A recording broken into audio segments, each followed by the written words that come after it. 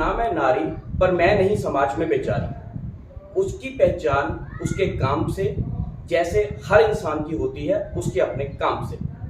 तो जिनसे हम आपको आज मिलवाने जाएंगे, उनका एक इशारा या उनका एक ऐसा लहजा जो उनकी पहचान बताएगा, और आप खुद जान जाएंगे कि आज हम किनसे आपकी मुलाकात करवाने जा रहे हैं। और ये एक ऐसे इंसान से हम आपकी मुलाकात कराएंगे जिसके बारे में समाज में बहुत सारी भ्रांतियां हैं और समाज के दिमाग में बहुत तरह के प्रश्न हैं इस कम्युनिटी को लेके। तो आइए इस कम्युनिटी से आपका आज परिचय करवाएंगे और आपको सही दर्पण दिखाएंगे कि एक्चुअल में ये कम्युनिटी होती है। हाँ जी, नमस्कार जी। मैं आप सबकी काजल मंगलमुखी। सही बात है, मैं आप सबके सामने जो अपने आप को जो पहचानता है, जो इंसान समझता है, तो उसका जो लिंक होता है वो यहाँ से होता है ना। वो अपने आप को स्त्री समझती है या पुरुष समझता है, या वो अपने आप को किन्नर समझता है, या वो गे समझते हैं या लेस्बियन समझते हैं, वो सब कुछ तो यही है। यही खेल मतलब जैसे जो ऑर्गन्स जो है वो इम्पोर्टेंट है ना। ऑर्गन्स तो एक जरिया है।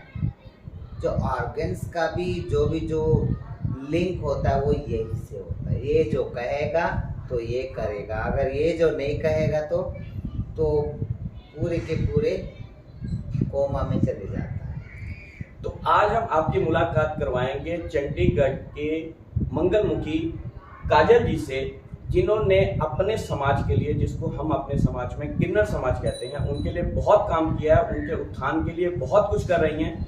आज जानेंगे उनकी कहानी उन्हीं की जुबानी।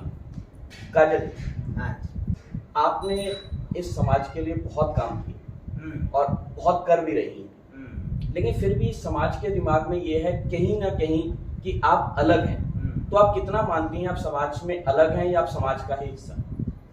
देखिए, मगर लोगों का, अगर हम लोगों को देख के तो लोगों का समझना कि ये समाज से अलग है, जो उनका भ्रांति है। क्योंकि जैसे एक पुरुष ने जन्म लिया है और एक स्त्री ने जन्म लिया है, ऐसे मैं भी जन्म ली हूँ। और मैं अपने आप को, भले मैं पुरुष की लिंग में मैं पैदा हुई थी, मगर मैं अपने आप को मैं पहचानती हूँ कि मैं स्त्री हूँ। मेरा बचपन से, जैसे मैं बच्चा, मतलब जैसे 6-7 साल की थी, तब से मुझे अपने आप को मैं लड़की हूँ, मैं लड़का नहीं हूँ। तो आपका कहने का मतलब है बायोलॉजिकली आप पुरुष पैदा हो रहे हो या महिला पैदा हो रहे हो, लेकिन आपकी सोच बताती है कि आप मैं लड़की हूँ। मैं आत्मा, जिसको सोच मतलब जिसे सोल कहते हैं, आत्मा जो है, मैं एक लड़की हूँ। मेरा आत्मा एक लड़की का है, मगर ये शरीर जो है मेरा एक पुरुष के रूप में मिला है। तो इसमें मालिक का हाथ में है ना। तो उसके बाद भी मैं अपने आप को, मैं अगर पुरुष होने के बावजूद भी मैं अपने आप को कभी मैं रेपिस्ट नहीं बनी मैं मर्डरिस्ट नहीं बनी, है ना। मैं थीफ नहीं बनी। मैं अपनी जीवन जीने के लिए जो संघर्ष किया है वो बहुत ही जैसी प्लस है। संघर्ष भरी एक जिंदगी होता है। ये बहुत बड़ी संघर्ष भरी जिंदगी जो होता है वो किन्नर या मंगलमुखियों का जीवन का होता है। तो काजल जी, इस समाज के उत्थान के लिए आपने प्रशासन से बहुत गुहार लगाई, आपने पब्लिक लिटिगेशंस तक डाली, और उसके बाद 2014 में ट्रांसजेंडर कम्युनिटी को एक रेफरेंस मिला और नॉर्थ जोन से आप ही पहली थी जिन्होंने इसके लिए पिटीशन डाली। तो इतना साहस, इतना सब कुछ आपने कहाँ से जुटाया? ये किन्नर की जो जीवन जो है बहुत बड़ी संघर्ष होती है। तो पहले शुरुआत उसकी घर से ही शुरू होती है, पहली लड़ाई घर से ही होती है। उसके बाद उसको बहुत बार मॉलेस्टेशन की शिकार होना पड़ता है, बुलिंग की शिकार होना पड़ता है, पर न जाने कितनी बार इंसल्ट की शिकार होना पड़ता है ना। तो ये सब गुजरने के बाद फिर बाद में कहीं भी कोई भी अगर कोई नौकरी करना चाहे तो कोई नौकरी नहीं देते, कोई किन्नर को, कोई ट्रांसजेंडर को। ये क्या है ये लड़का हो के लड़की जैसा बिहेव कर रहा है, ये तो चक्का है, ये मामू है, ये हिजड़ा है, से न जाने पता नहीं कितने नाम से कितने पुकारा तरह के जाता शब्दावली है। आपको पता होगा 1985 में अगर हम बाहर भी निकलते थे, बहुत सारे ए हिजड़े, ए चक्के, ए मामू बोल के चिल्लाए जाते थे, और पीछे से सड़ी टमाटर फेंकते थे, और कुछ ना कुछ कूड़ा कचड़ा फेंका जाते थे, मजाक किया जाते थे हमारे से। तो यही सब कुछ जैसी दिल को लगता था। तो कहता ना कि जितना जो हमें तकलीफ हुई, जितनी जो हमें लोगों ने हमें धुतकारे, वो सब हमें एक चैलेंज के रूप में लिया है। तो ये सब काम करने में मुझे आसान हुआ कि मैं आने वाले समय में हमारे जैसे बच्चे जो हैं, किन्नर हो चाहे कोई भी हो, तो अपने माँ बाप के पास ही क्यों नहीं रहे। बेटा और बेटी को कैसी परवरिश देते माँ बाप, ऐसे हमारे जैसे बच्चों को भी परवरिश देना चाहिए।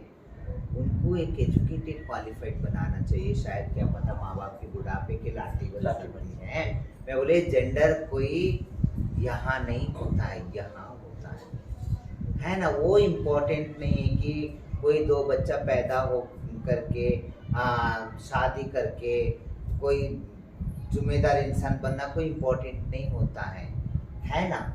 जैसे अपने आप को एक डेडिकेटेड करके अपने लिए नहीं, जो औरों के लिए जो जीता है, जो वही इंसान कहलाता है। तो हमें तो यही सब कुछ काम, जैसे घर से बाहर निकले 9 तक तो बड़ी मुश्किल से पढ़ने को मिला। तो 9 तक मतलब जैसे लगभग 14 साल तक होती, 14 साल तक मैं घर पे रही, मेरी माँ को हेल्प करती रही, कभी बर्तन धोना, कभी कपड़ा धोना, कभी झाड़ू पोछा लगाना, कभी मसाला पीस के देना, कभी खाना बना के देना, जैसे बहुत कुछ हेल्प करती थी। तो मुझे थोड़ी बहुत प्यार भी मिलता था मेरी माँ से, और मेरे पापा से मुझे मार मिलता था, और मेरे भाई लोगों से मुझे मार मिलता था कि तू ऐसा क्यों करता है, तू लड़का है, हमारे जैसा पुरुष है तो पुरुष ही बन के रहे। तो ये सब मुझे मतलब आगे बढ़ने के लिए, मतलब अंदर जो आपके जो कड़वाहट थी, वही मेरे को चैलेंज के रूप में ली। तो उसकी बाद में मुझे न जाने कोई ऐसा हमारे जैसे किन्नर मिली, तो वो मुझे ले जाके फिर मुंबई में, जहाँ फ्लैगलैंड रोड जो कहते हैं रेड लाइन एरिया है, कामाटीपुरा है, वहाँ ले जाके छोड़ दिए। तो वहाँ जाने के बाद मुझे ऐसा लगने लगा कि सिर्फ मैं ही दुखी समझती थी, यहाँ तो मैं तो आधी थी और अधूरी थी। तो वहाँ पूर्ति नारी होने के बावजूद भी वो भी सुखी नहीं थी, वो भी सुखी नहीं थी। कमाटीपुरा में वही सेक्स वर्कर्स बहुत थे वहाँ, इतनी दुख उठाते थे वो लोग। हमारे सामने न जाने कितनी लड़कियाँ सुसाइड कर लिए, कोई आग अपने आप को आग के हवाले कर दिए, और अपने आप को जहर पी लिए, और बहुत सारे औरतों को मार दिया जाता था वहाँ। मतलब दौर्जन्य जो होता है, पुरुष अपनी दौर्जन्य जैसे कमा के उनका कमाई खाते थे, वो अगर सेक्स वर्क करके ला के जब देते थे पुरुषों को, वो पुरुष वो खाते थे। वो सब देख के ऐसा लगने लगा कि ये भी कोई जीवन है। मैं समझती थी मैं क्यों नहीं नारी बनी, मैं पूर्ति नारी क्यों नहीं बनी। मगर काश अगर मैं पूर्ति नारी हो जाती तो फिर मुझे भी कोई यहाँ ले आके अगर यहाँ मुझे बेच देते तो फिर मेरा जीवन ही फिर व्यर्थ हो जाता। तो इसके लिए मैं बोली नहीं, जैसी भी हूँ मैं वैसी भी मैं ठीक हूँ, मगर मैं सही हूँ, मैं गलत नहीं हूँ। मैं अपने जीवन को लेके, मैं अपने जन्म को लेके मैं थोड़ी सी कंफ्यूज हूँ, मगर मैं इंसानियत भरा हुआ एक इंसान जरूर हूँ। मुझे अपने आप को सेटिस्फाइड होती थी, मतलब संतुष्ट होती थी। काजल जी, हमने कहीं पे पढ़ा भी था कि आपने एक, कहते हैं ना, हर इंसान के अंदर भगवान का दिया हुआ एक गॉड गिफ्टेड टैलेंट होता है। आपके अंदर भी एक टैलेंट है, आप 2 मिनट में बहुत सारे लोगों के नाम गिनवा सकती हैं। हाँ जी। जैसे ये है 2005 में जब मैंने कौन बनेगा करोड़पति के लिए मैंने जो सेकंड ट्रिप शुरू हुआ था, उस टाइम पे ऑन क्या बोलते हैं लैंडलाइन में एक क्वेश्चन दिया जाता था तो मैंने 8 बजे दिया जाते तो 8:05 के अंदर ही मैं दे देती थी। और क्योंकि मुझे इच्छा था कि यार मैं किन्नर हूँ, मैं अगर इसमें कौन बनेगा करोड़पति में मैं हॉट सीट में बैठूंगी तो मैं पहले किन्नर बनूंगी बोल के मुझे एक छाप पड़ गया। फिर बाद में मैं अपना क्वेश्चन को मैंने आंसर देती गई। तो ये सब मेरे अपनी गुरबाई जो हमारे किन्नर समाज के लोग ने भी देखते थे, बोलते ये तो पागल है, अरे इजड़ों को कौन लेता है, इजड़ों को कौन लेता है, इजड़ों को कोई नहीं लेता है, ये सब तो बस अपना तेरा भ्रांति है। तो जबरदस्ती मैं बोली कोई बात नहीं, मैं कोशिश तो करूँगी बोल के अपने करने लगे। तो पता नहीं कोई किन्नर ने मजाक किया या कोई मुझे वही से फ़ोन आया सिनर्जी कम्युनिकेशन से। तो मुझे एक दिन फ़ोन तो आया था, आप सिलेक्शन हो गए, कौन बनेगा करोड़पति। वो मुझे तो पूरा आसमानी जैसी मेरी हवाले हो गई, इतनी खुश हो गई, मैं इतनी बनी, मैं अमिताभ बच्चन के सामने बैठूंगी। फिर बाद में मैं कैसे भी करके लड़ के झगड़ के वो करके मैं अपना घर से बाहर निकल गई चोरी से, क्योंकि मेरे दादी मेरे गुरु सब राजी नहीं हुई कौन बनेगा करोड़पति बेचने के लिए। कोई मजाक कर रहे तेरे से बोल के, बट मैं जुनून हो गया था कि मैं जान गई। तो उसके चक्कर में आपने ये वोकैबुलरी और ये सब कुछ करना शुरू कर दिया? हाँ जी, मैं अपना यहाँ से अपना चोरी करके मैंने 5,000 रुपये चोरी करके चले गई। 2005 की थोड़ा सा नमूना दिखाएंगे आपका जो 2 मिनट में आप बोल लेती हैं? हाँ जी, जैसी उसकी चक्कर में वो कहते हैं ना मैं वहाँ जाने के बाद में तो हॉट सीट में बैठने की कोई बड़ी बात नहीं है, तो नॉलेज भी होना जरूरी है ना। तो मैंने उस चक्कर में मैंने बाथरूम में बैठना, वहाँ बैठ के अपना पढ़ाई करना, वो करना ये करना, जैसे नॉलेज बुक पढ़ना वो पढ़ना।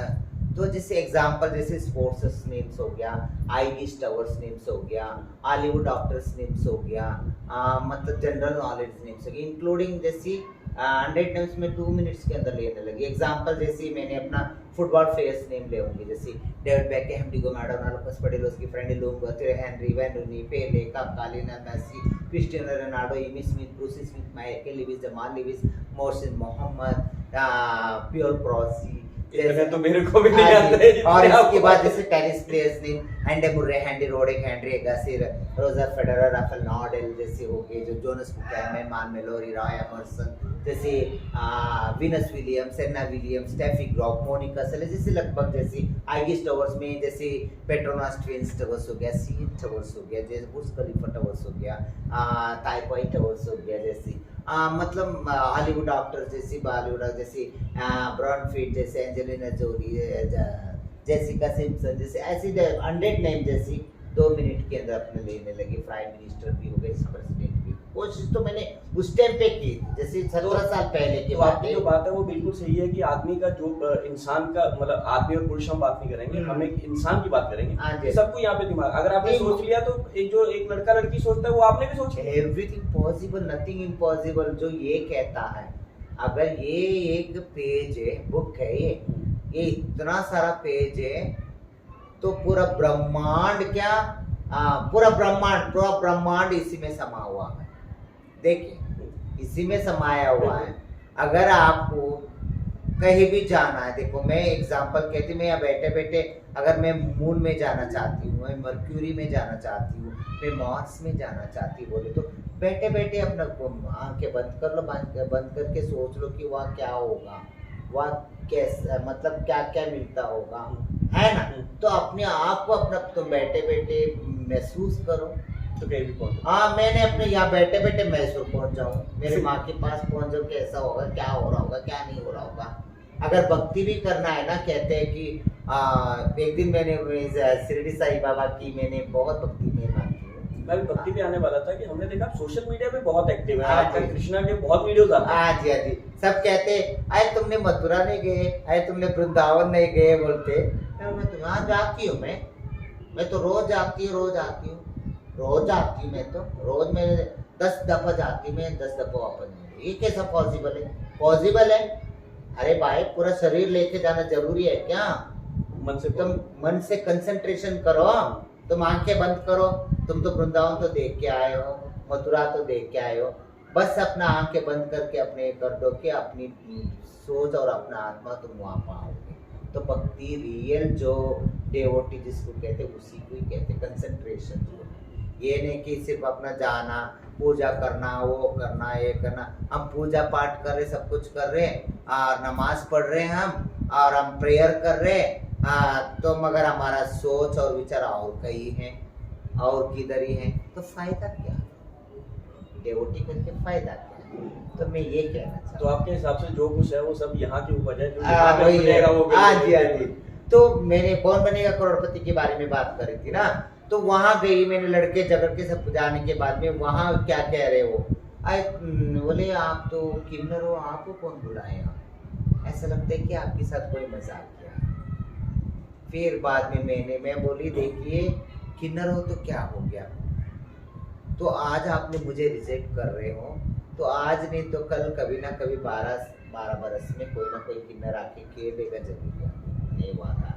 तो उसके बाद ही 2011 में गौरी सावंत बोल के एक किन्नर वहाँ जाके खेल के फिर 25 लाख रुपए जीत के आए। मगर सपना मेरा था 2005 में, मैंने पर चलो आपने किसी के लिए रास्ता तो खोल दिया। हाँ, फिर उसके बाद में मैंने सिर्फ एक ड्रीम बनने लगी, सपना बनने लगी।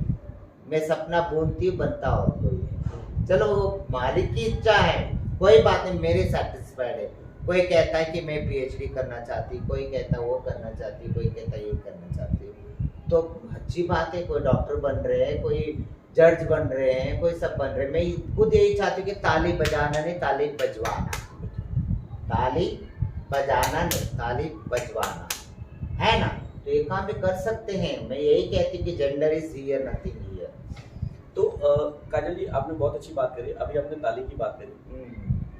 कहते हैं किन्नर किसी के भी घर में 2 बार जाता है, एक जब किसी के घर में शादी होती है, या एक जब किसी के घर में बच्चा पैदा होता है। और चाहे हमारा समाज जो मर्जी कहता रहे, लेकिन कहीं ना कहीं इसको शगुन भी माना जाता है कि अगर आपके घर में किन्नर नहीं आया है तो आपकी शादी, आपके बच्चे की जो गोद भराई है वो अधूरी है, वो अधूरी है। ठीक है, इसके बारे में आप क्या कहना चाहेंगे? क्योंकि दूसरी बात ये भी है कि किन्नर वो कहते हैं ना कि अगर आप जाओगे बधाई मांगने तो नाचना गाना भी तो आना चाहिए। तो उसमें वो सिखाया जाता है या वो भी दिमाग से आता है? नहीं, देखिए वो नेचुरल है और गॉड गिफ्ट होता है। अगर तुम रोज अगर एक दिन में मैंने एक घर में नाच रही हूँ, दूसरे दिन में 2 घर नाच रही हूँ, तीसरे दिन में मैं 3 घर नाच रही हूँ, तो वो एक्सपीरियंस हो जाता है। नाचते नाचते गाते गाते एक्सपीरियंस हो जाते, तो वो फोकस भी अपनी लाइफ के उधर ही करता है। तो अगर मैं कहूँ तो आप एक बधाई गा के हमारे। अच्छा देखिए, अगर कोई शादी होता है तो उसके घर में हम तो जैसी बहू को बैठाएंगे, बहू को और लड़के को, मतलब कपल्स को बैठाते हैं, आस पड़ोस वाले को सबको सत्ता देते, और ताया चाची मामा मामी बुआ फूफड़ सब रहते, सब रह के फिर बाद में हमें बुलाए जाते हैं। आटा चावल चीनी ले आया जाता है, फिर हल्दी दिया जाता है, फिर हम चौक के फिर शुरू करते हैं कि फिर शेरा गाते। फिर शेरा मतलब जैसे शादी होते शेरा गाते हैं, उससे पहले माता रानी की बेड़ गाते हैं, तो गा के पूजा वीजा करके फिर शेरा गाते हैं। वही सेरियो वाला जीवे जीवे नी बंदेड़ा, माता प्यारा जीवे जीवे नी बंदेड़ा, सेरियो वाला मेरा हरियाला, माता प्यारा जीवे जीवे नी बंदेड़ा, माँ बने वे तेरी सदा सुहागन, मम्मी बने वे तेरी सदा सुहागन, जिसने रंगीला पुत्र जाया जाया नी बंदेड़ा। अगर कोई बच्चा होता है तो बोले तेरे काका हुआ तो मैं आई रे, राधे बदाया लाई रे, तो ये वाला शुरू करते और बच्चे को लोरी देते। और मेरा जो देखिए बहुत सारे हमारे किन्नर समुदाय है, बहुत सारे मंगल मुखी है ना, बधाई लेने जाते हैं, जिनके देखो सब यही चाहते हैं कि मैंने लगभग मुझे 25-26 साल हो गए पंजाब की तरफ आके, चंडीगढ़ की तरफ आके, जो मेरा वर्किंग एरिया जो है मोहाली के अंदर। आपके एरिया डिवाइडेड होता है। मोहाली एरिया जो है इतनी अच्छे जिजमाने में क्या होता है, जिजमान जिसको कहते हैं वही हमारे पेरेंट्स होते हैं, हमारे फैमिलीज होते हैं। तो इतनी प्यार मिले मुझे मोहाली के अंदर, बहुत सारा प्यार मिले। तो वहाँ मैंने अपने आप को कुछ डिफरेंट ही करने लगी, पहले से डिफरेंट करने लगी। जब भी मैं बधाई पे जाने लगे तो बिरत की बिरत बोलते, बिरत बिरत मतलब पैदल घूमने से बिरत माना जाता है। मुझे पैदल घूमना अच्छा लगता था। अच्छी तरह तैयार होके जाती थी, बहुत सारे गहना पहन के, फिर अच्छे ड्रेस पहन के, सूट ड्रेस मटेरियल पहन के अच्छी तरह तैयार होके मेकअप करके जाया करती थी। फिर वहाँ जाके वहाँ तक व्हीकल में जाते थे, फिर बाद में एरिया में उतर के फिर बाद में अपने घरों में जाया करते थे। तो मुझे एक चाहा जागा कि मैं बोली कोई भी बात अगर पूछे तो इंग्लिश में क्यों ना पूछूं। मैं कोशिश करिए, hello mamma, good morning, have a nice day, have a good day, have a fantastic day, please can you told me the happy news here you are home. पता नहीं कोई की कहते मैं बोली बट मैं अपने इंग्लिश जड़े हैं, मैं अपने आप को एक्सपीरियंस लाने वास्ते, अपने आप को थोड़ा सीखने वास्ते भी तो इंग्लिश बोलना ज़रूरी है। तो वहाँ मैं वर्किंग एरिया में मैं इंग्लिश में बोलना और इंग्लिश में बात करना। अगर नाचने के टाइम पे दादे से कॉमेडी करना, जोक करना, जैसे कोई पुरुष के साथ जोक करना तो इंग्लिश में hello darling, why you sit silent, please stand up, please come on, I want dance with you, oh why you get angry with us unnecessary, क्यों गुस्सा कर रहे हो आप। अगर कोई गुस्से वाले भी होते हैं तो ये सब अपने इंग्लिश में बात करना। फिर और बच्चे को भी मैंने इंग्लिश में ही मैंने अपना दुआ दिया करती थी। जब लोरी देने के लिए जब बच्चे को अपनी गोद में लिए जाते तो ऐसा लगता है कि हमारा आत्मा से आवाज़ आता है, ये हमारा देश का एक प्रजा है, देश का नागरिक है। और क्या पता ये बहुत बड़ा एस्ट्रोनॉट भी बन सकता है, स्पोर्ट्स पर्सन भी बन सकता है, या बिजनेस पर्सन भी बन सकता है। जो भी बने, they R be intelligent, brilliant, talented and अच्छा बनो। तो ये सब मैं देती थी। और साथ में मतलब लोरी के साथ साथ डिसिप्लिन और डेडिकेशन और डेडलाइन और डिटर्मिनेशन और डायरेक्शन, और उसके साथ साथ कॉन्फिडेंस हो और पेशेंस हो और कंसंट्रेशन पढ़ने के टाइम पे ज़रूरी है, कन्वर्सेशन हो और लॉयलिटी, प्यूरिटी, ऑनेस्टी और ह्यूमैनिटी बहुत इम्पोर्टेंट है। और उसके साथ साथ एम्बिशंस बने और अफेक्शन हो, इसके अंदर ममता भरा हुआ हो, और कंट्रोल ऑन सेंसेस और सप्रेसिंग ऑन डिसाइसेस, मतलब जैसे कोई भी रोग से लड़ने का जो ताकत जो मिलता है अंदर से, इम्यूनिटी जो मिलता है, वो सप्रेसिंग ऑन डिसाइसेस, जैसे कंट्रोल ऑन सेंसेस। ये सेंसेस बहुत इम्पोर्टेंट है। यहाँ जो भी जैसे कहेगा, जैसे हमारा तो यहाँ जो भी कहेगा तो यहाँ से निकलेगा, तो इसके लिए इसमें कंट्रोल होना जरूरी है ना। इसमें कंट्रोल हो गया तो फिर तो ये भी बोलते ना माइंड योर लैंग्वेज जो कहते हैं, तो ये भी माइंड योर लैंग्वेज में रहता है। तो ये सब मेरे अपने डिफरेंट ही आता था। तो तब मैंने यही दुआ करती थी। और बच्चों को भी मैं उठा के जब लोरी देती थी तो मैं बोली तू स्पोर्ट्स प्लेयर बन, तू फुटबॉल प्लेयर बन, तू टेनिस प्लेयर बन, तो बैडमिंटन प्लेयर बन, तो एथलीट बन, तो वो बन। तो काश मेरे देश में भी एक ओलंपिक हो, ओलंपिक में जाके तुम हर ओलंपिक में तुम हिस्सा लो, पार्टिसिपेट करो, तुम गोल्ड मेडल लेके आओ, तुम ब्रॉन्ज मेडल लेके आओ, तुम सिल्वर मेडल लेके आओ। मतलब ये सब अपना मैं जजमानों के सामने कहती थी। और उसके साथ साथ जैसे उनके हेल्थ के लिए, वेल्थ के लिए, एम्प्लॉय, बिजनेस, रिलेशनशिप, मेंबरशिप के लिए दुआ करके आती थी। और बच्चों के फ्यूचर हो, करियर हो, और खुद के उनकी फ्यूचर हो, करियर हो, उसके लिए दुआ करके आती थी। ये एक मंगलमुखी का एक। अच्छा काजल जी, इसमें एक बात शायद आपको थोड़ी सी जो समाज की तरफ से मैं कहना चाहूँगा कि कई बार क्या होता है कि एक परिवार की उतनी आप कह लो कि फाइनेंशियली उतना सॉलिड नहीं होता, कई बार किन्नर उतना मांग लेता है। और दिक्कत क्या आती है कि हमारे समाज में ये भी बनाती है कि किन्नर अगर घर में आए तो उसको नाराज करके नहीं भेजना है। तो इस बारे में आप क्या कहेंगे कि कई बार सच में सामने वाले की उतनी पॉकेट नहीं होती है, तो आप उसमें एडजस्ट करती हैं या आप एड़ती हैं? बहुत। अगर मैं बहुत सारे किन्नरों को मैंने डांट भी लगाई हूँ। मैं बोले जिनके पास अगर 2100 भी देने की कैपेसिटी नहीं, प्लीज डोंट नीड और डोंट एक्सेप्ट डेट तुसी 21,000 या 31,000 आप ना मांगो वहाँ। और वो इतनी तकलीफ होके और किसी से कर्जा पकड़ के तो देने में जो वो खुशियाँ नहीं होता है। मैं यही कहती हूँ, हमारे जजमान भी देते, कोई लक भी देने वाला होता है, कोई कक भी देने हाँ, वाला मतलब होता है, जिसकी कोई जितनी हैसियत जैसे हो, उससे कैपेसिटी होती हैसियत है। है। हमने बहुत सारे देते, हमें भी देते, देने वाले 51,000 भी देते, कोई कोई मतलब बहुत दिन बाद मिलता है, इतनी बड़ी बड़ी बधाई।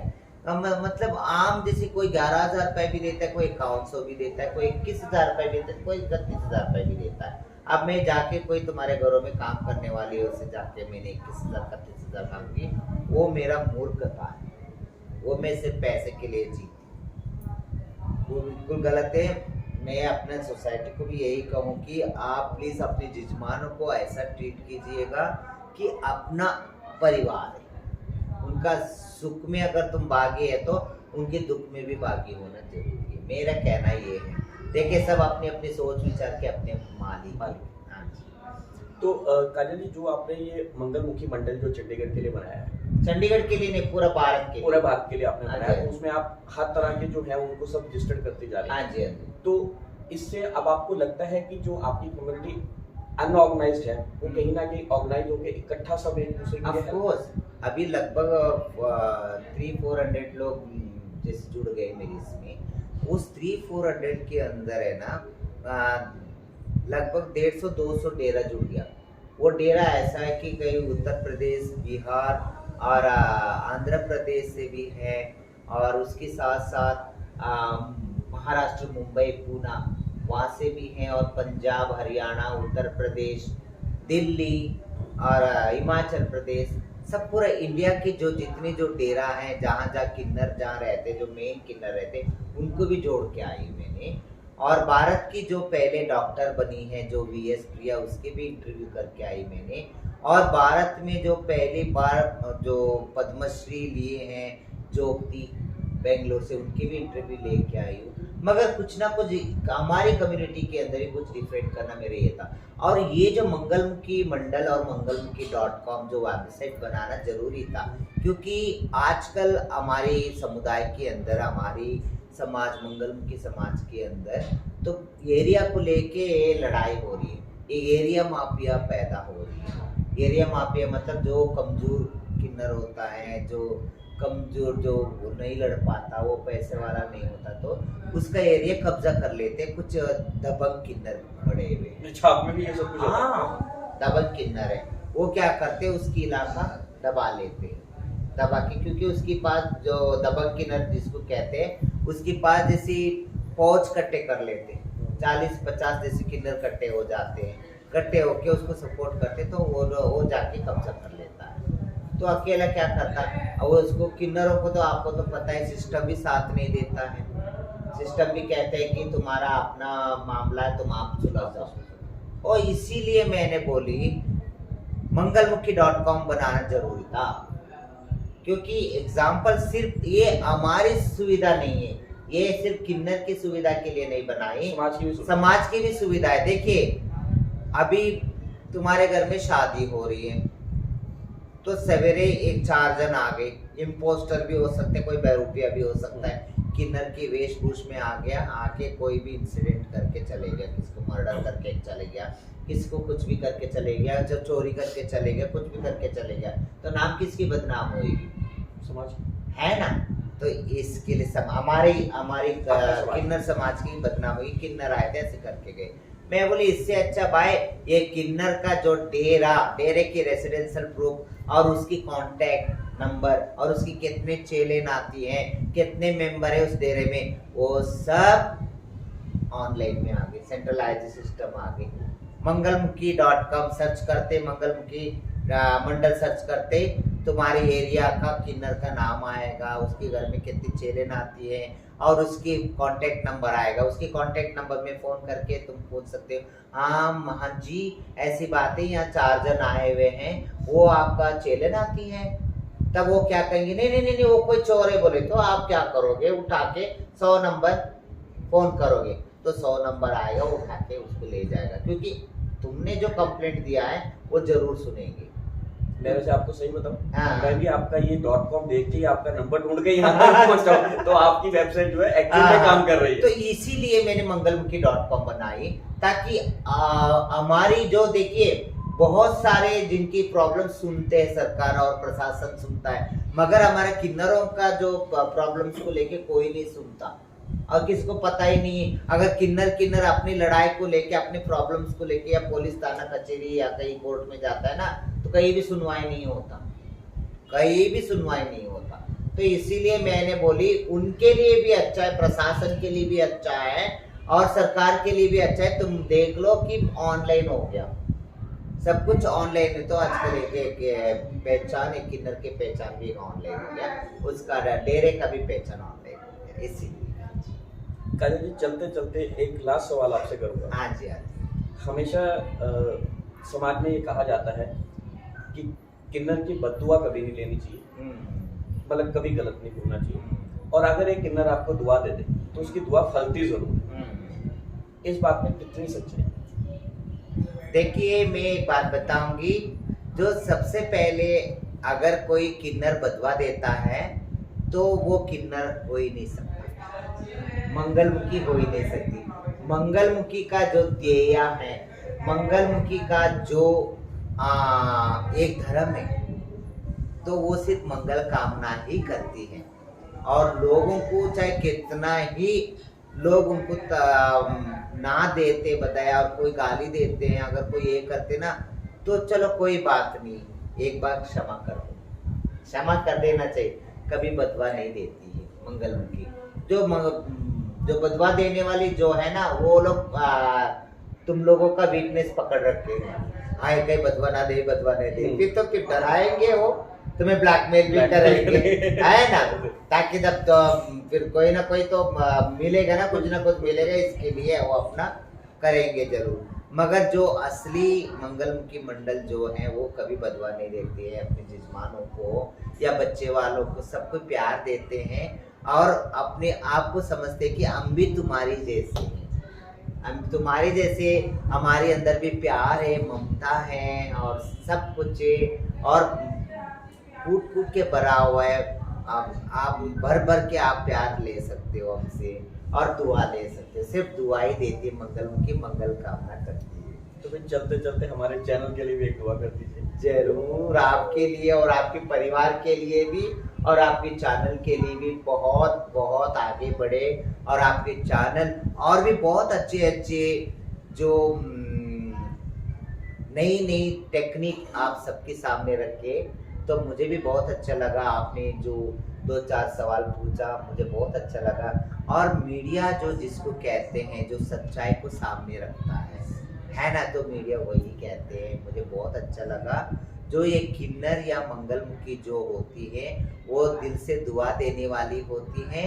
और मैं ये चाहती हूँ कि मैं इस परंपरा को अकेला या दुकेला ही चला सकता है, इसको कोई 100 के लोड़ है या लाखों की लोड़ है।